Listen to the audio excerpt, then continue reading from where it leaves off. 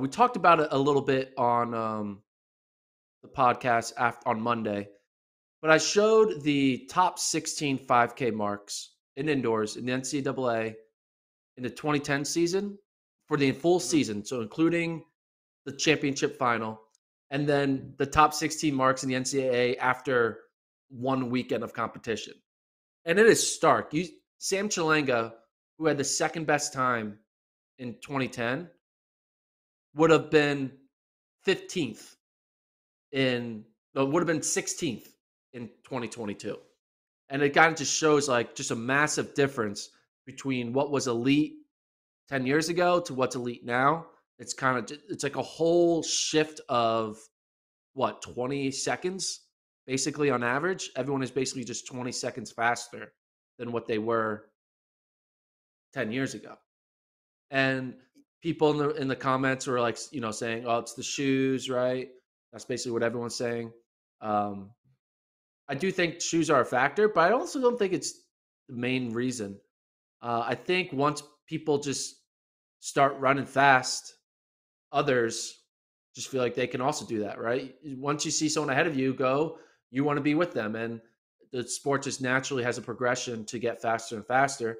And when you really think about it, this is due because there's athletes across the ocean in Ethiopia Mhm. and Kenya who are the age of 18 to 22 who are running this fast or even faster. If anything, I think it's a sign that we are catching up with the world as opposed to us just becoming all-time elite. Like you look at someone like Jakob Ingebrigtsen and when he was a 16 and 17-year-old running all these crazy times, and it's just like mind-boggling. And you realize like that actually is actually possible. Like we isn't it, we shouldn't just limit, say, 18 to 22. The best you should be is 13:30. Maybe 18 to 22 year olds, the best you can be is 13:10. And like everyone is just realizing like there's another 20 seconds we have ability because it's not like they're running world records. They're still, you know, 40 seconds off a world record. But I just thought it was interesting seeing over a decade period the transformation of what our NCAA athletes from ages 18 and 22 are doing compared to before. I think there's obviously caveats here though, because Sam Chalang was very fast, but I think you run fast enough to qualify, especially in indoors. And looking at when some of those times were set, March the 12th, that would have been at the NCAA championships. So they ran even slower to qualify. But they're gonna look and see, okay, what's the time I need? And then they're gonna run that during the regular season. So I think you have to factor that in. Because I think what's happening here, and I'm not discounting the shoes entirely. I'm not saying that the shoes make no difference. Obviously they do. But I think what's happening here is each year coaches get better and better at figuring out how to maximize their athletes' potential throughout the season and when to put them in the right race and how to get them in the right race. And the earlier the big race happens in the event, there's just a trickle down effect to making the whole event faster because now everybody's looking at the 16th best time and I got to scramble to get it.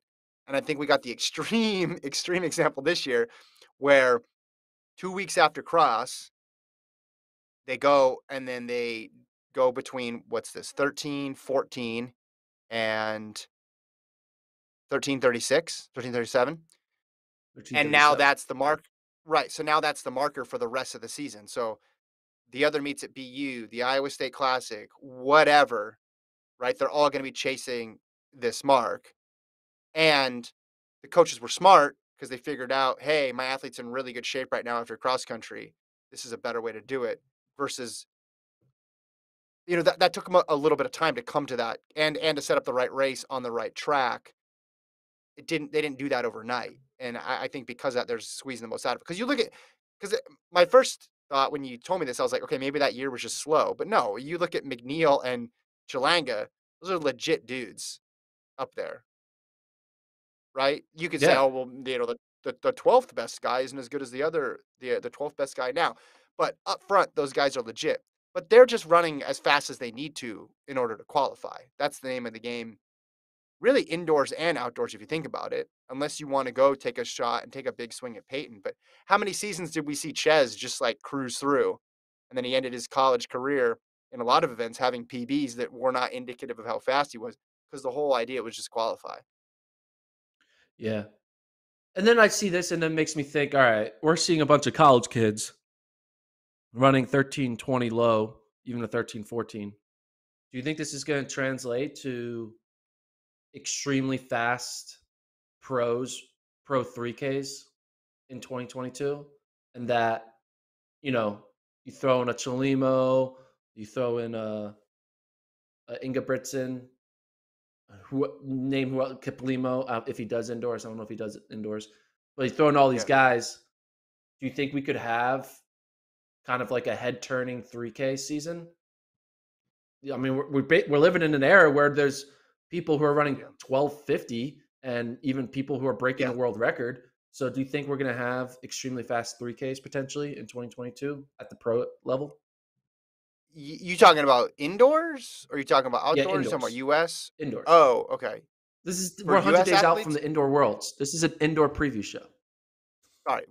The road to Belgrade starts now. The road to yeah. Uh yeah, look at wasn't it last year when there was those ridiculous 3K times indoors? I mean, everybody was chalking it up to the shoes. I'm pulling it up right now.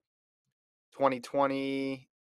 Yeah, I mean Kajelka ran. That's outdoors. Dang it. Maybe it was.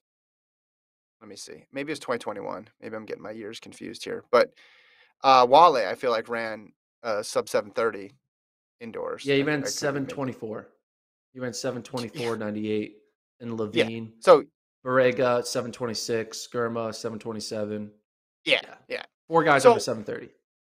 to answer your question, yes, 100% yes. And that has nothing to do with what I talked about earlier in the NCAA qualifying system and how coaches are maximizing the most out of it. That's just the athletes being faster. That's all that is. But when I look at this chart, I do think it is it is interesting because are they is the field better than it was now? I mean, it's certainly faster, but they you again you look at the top of that list and the pros and the names that it produced. Like, are we going to look in 5 years at the 2021 list and say, oh yeah, and they were just way better, or is it just a matter of they're just trying to keep up with the Joneses at this point? Yeah, I think it's keeping up with the Joneses. Um, Because like but yeah, I'm looking at Chalanga, so I'm looking at Chalanga right in 2010. These were his 5K times: 13:44 at the Tyson Invite. That was his qualifying time, right? And then he goes 13:37 at the NCAA champs and gets second to McNeil. Outdoors, he ran 13:54 at IC4A. Then regionals, he ran 13:52. Then he got second in the 5K at NCAA's and ran 13:45. Now 10K though, remember that 10K? That was this Chris oh yeah. Zielinski 26:59. Chalanga goes 27:08 in the 10K.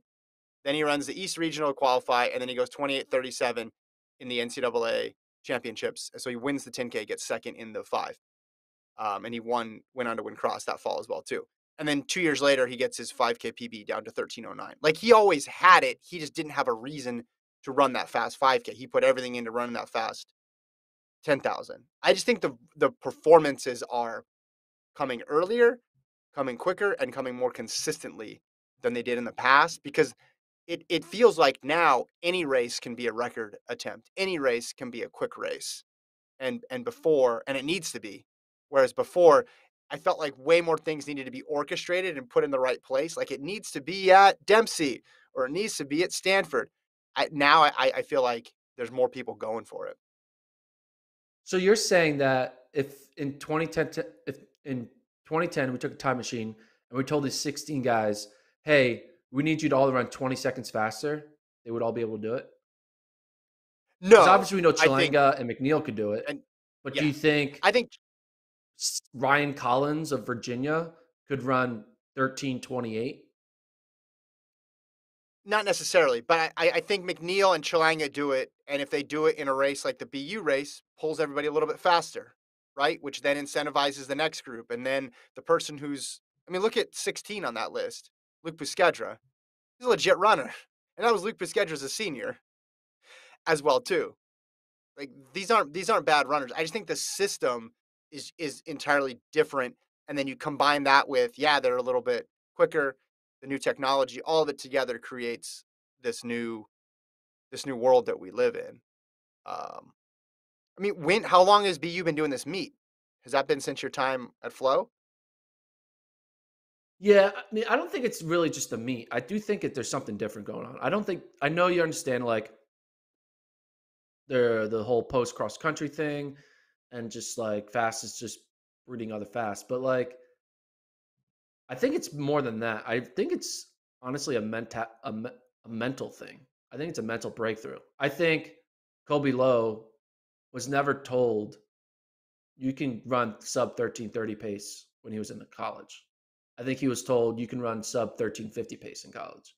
I think the coaches geared their athletes to run sub 13:50, and as opposed to Okay. now we're gearing college athletes to run sub 13:30. You know, Well, because but when you that's go into by a 5K, you purposely you're thinking about your pace. You're thinking about that opening mile, that opening 3K. And I think in 2010, the coaches were telling their athletes, this is how hard you need to go out in the first mile, in the first 3K of a 5K. And I think now coaches are yeah, but telling them, do it 20 seconds faster. well, I think we're saying the same thing. Because I'm saying the reason that that happens is someone does it before them, and then now Yeah. they have the Yeah. belief that they can do it, but also they have the necessity to do it because you need to, because it doesn't matter if you're 17th, you have to be top 16. So go out, figure a way to get it done. And that's that is fast breeding more fast. Because again, like Colby Lowe was a legit runner, Aaron Braun, legit. Like these are Elliot Heath, solid runners here. Again, you can go year by year and be like, well, this one ended up better than that one, but it's the NCAA. On the whole, you're going to look at a list of 16 men or women, and you're going to be able to pull out one or two who went on to have great careers.